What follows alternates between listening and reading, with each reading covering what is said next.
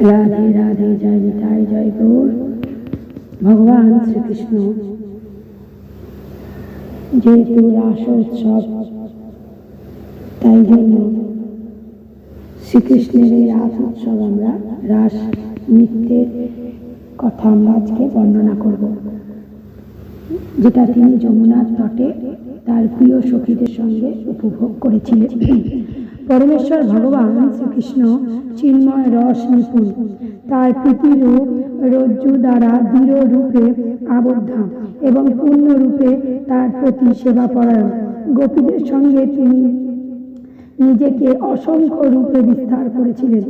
রাসনৃত্যের উপভোগের উদ্দীপনায় গোপীগণ প্রমত্ত হয়ে উঠেছিলেন এবং এইভাবেই তারা নৃত্য গীত এবং প্রণয় সূচক ইঙ্গিতের মাধ্যমে কৃষ্ণেন্দ্রিয় সন্তুষ্ট প্রবৃত্ত হয়েছিলেন। চতুর্দিকে গোপীগণের মধুর কণ্ঠস্বর পূর্ণ হয়ে উঠেছিল। ভগবান শ্রীকৃষ্ণ নিজেকে অসংখ্য রূপে তখন প্রকাশ করেছিল, মানে এমন অসংখ্য রূপে প্রকাশ করল প্রত্যেকটা সখী ভাববে যে কৃষ্ণ আমার সঙ্গে রাস নৃত্য করছে। অনবরত নৃত্যের গীতের ফলে ধীরে ধীরে প্রত্যেকটা গোপী ক্লান্ত হয়ে পড়ল।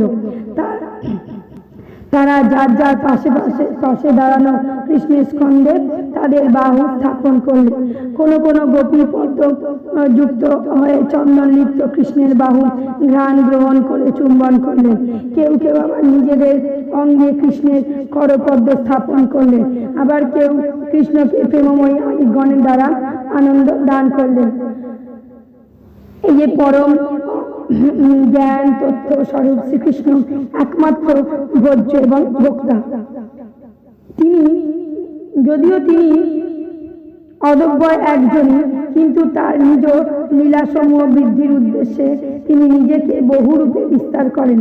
তাই মহান পণ্ডিতগণ কৃষ্ণের রাসলীলাকে বালকের তার স্বীয় প্রতিবিম্বের সঙ্গে হীরার ন্যায় বলে থাকেন। শ্রীকৃষ্ণ অচিন্তনীয় চিন্ময় ঐশ্বর্যপূর্ণ আত্মারাম স্বরূপ। যখন তিনি এরূপ রাসলীলা প্রদর্শন করেন, এখন ব্রহ্মা হতে শুরু করে তৃণগুচ্ছ পর্যন্ত সকল জীবই বিস্ময় সমুদ্রে নিমজ্জিত হন। মহারাজ পরীক্ষিত যখন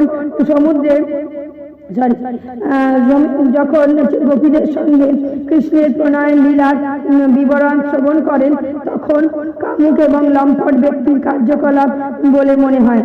কিন্তু তিনি যখন মহান ভক্ত ছিল সুখদেব গোস্বামীর কাছে সন্দেহ প্রকাশ করেছিলেন, সুখদেব গোস্বামী বলে এই সন্দেহ নিরসন করলেন।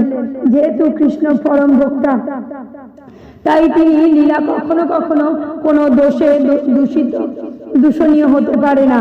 কিন্তু পরমেশ্বর ভগবান ছাড়া অন্য কেউ যদি এইরূপ লীলা ভোগের চেষ্টা করে, তবে রুদ্রদেব ব্যতীত অন্য কারুর বিষ সমুদ্র পান করার যে ফল, সে দুর্ভাগ্য লাভ করবে। অধিকন্তু কেউ যদি শ্রীকৃষ্ণের লীলা অনুকরণের কথা চিন্তাও করে, তাহলে সে অবশ্যই দুর্ভাগ্য ভোগ করবে। পরম অদ্বয় তত্ত্ব শ্রীকৃষ্ণ অন্তর্যামী রূপে সর্বজীবের হৃদয়ে বিরাজ করেন। তার পিছে কৃপাবশত তিনি যখন তার ভক্তদের তার অন্তরঙ্গ লীলা প্রদর্শন করেন, সেই লীলা সমূহ কখনো প্রাকৃত দোষে মলিন হতে পারে না। কোন জীব যখন শ্রীকৃষ্ণের জন্য গোপীদের স্বতঃস্ফূর্ত অনুরাগ ও প্রিয়ময়ী আরতি শ্রবণ করেন, তখন তার মধ্যে জাগতিক ইন্দ্রিয় তর্পণের মূল বিলাস হয়ে হরি গুরু বৈষ্ণব সেবার স্বাভাবিক প্রবৃত্তি উদয় হয়। তো সেই জন্য ভগবানের যে রাসলীলা, এটা কিন্তু মধুর রাসলীলা। এটা ভগবানের এই রাসলীলা দেখার জন্য সবসময় গোপী ভাব আনতে হয়।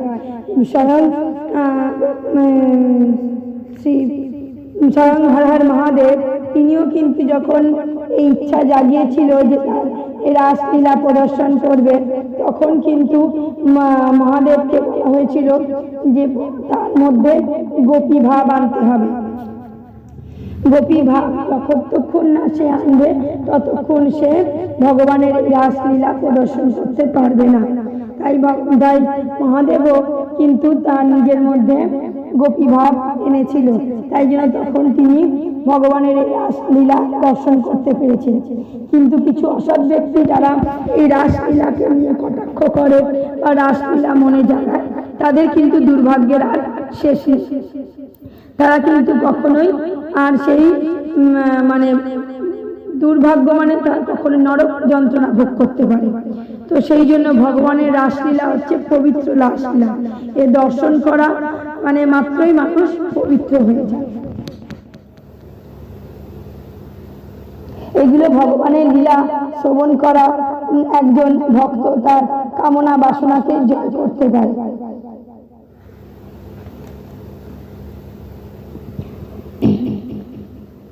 তাই এই জগতে তার রাসলীলা প্রকট করেছে ভগবান কৃষ্ণ, তাই হয়তো কি কৃপা করে এই জগতে তার রাসলীলা প্রকট করেছেন। তো আজকে আমরা ভগবানের রাসলীলা সম্বন্ধে জানলাম। জয় নিতাই গৌর প্রেমানন্দে, হরি বল, জয় শ্রী রাধেশ্যাম।